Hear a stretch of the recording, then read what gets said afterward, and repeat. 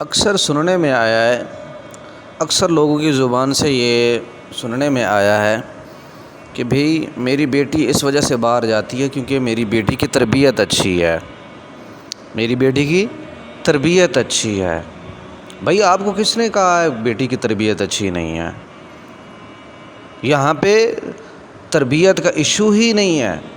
یہاں پہ تو اللہ تعالیٰ نے جو پردے کا حکم فرمایا، یہاں پہ تو حکم ہے، حکم کا مسئلہ ہے۔ اگر تم کہتے ہو کہ تربیت کی وجہ سے یہ پردے کے احکام ہیں کہ تربیت اچھی ہو تو پردے کے احکام اتر جاتے ہیں، نہیں بھئی، کس نے آپ کو کہا ہے کہ تربیت اچھی ہو تو پردے کے احکام اتر جاتے ہیں؟ تربیت اچھی بھی ہو پھر بھی پردے کے احکام ہیں، کیوں؟ یہ حکم خداوندی ہے۔ دیکھیں، آقا علیہ الصلوۃ والسلام تشریف فرمائیں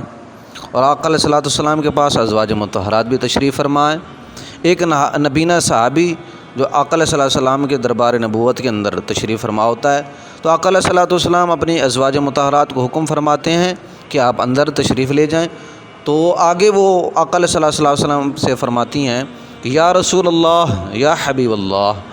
وہ نبینہ صحابی ہے، اس کی آنکھیں نہیں ہیں، اس کو نظر نہیں آتا، تو آقا علیہ الصلوۃ والسلام نے فرمایا ٹھیک ہے، اس کی آنکھیں نہیں ہیں، اس کی آنکھیں نہیں ہیں، تمہاری تو آنکھیں ہیں، اسے نہیں دکھتا، تمہیں تو دکھتا ہے۔ کیوں؟ مرد اور عورت دونوں کے لیے ایک دوسرے کو دیکھنا غیر محرم مرد ہے چاہے غیر محرم عورت ہے، ایک دوسرے کا دیکھنا، دونوں کا ایک دوسرے کو دیکھنا شریعت پاک میں ناجائز اور حرام ہے۔ اگر تم کہتے ہو کہ تربیت کا مسئلہ ہے تو محمد کریم جیسی عظیم اور پاک ہستی، اس کی تربیت کی مثال، وہ تو بے مثل اور بے مثال انہوں نے تربیت کی ہے،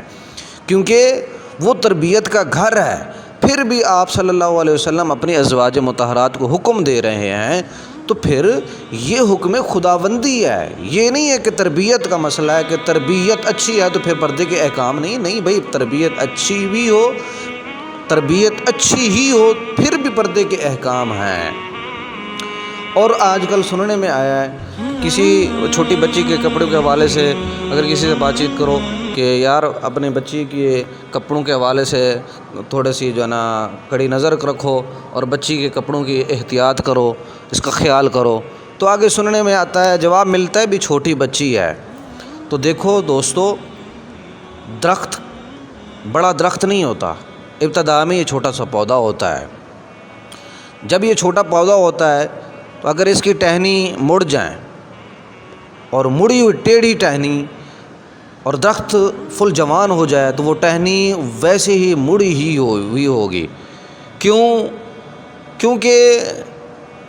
وہ بچپن میں جب پودا تھا اس حالت میں وہ ٹہنی مڑی ہے اور اسی حالت میں وہ ٹہنی موٹی ہوئی ہے۔ اب اگر ہم اس درخت کی ٹہنی کو سیدھا کرنے کی کوشش کریں گے، اس موٹی ٹہنی کو سیدھا کرنے کی کوشش کریں گے تو وہ درخت سے جدا ہو جائے گی، وہ ٹوٹ جائے گی۔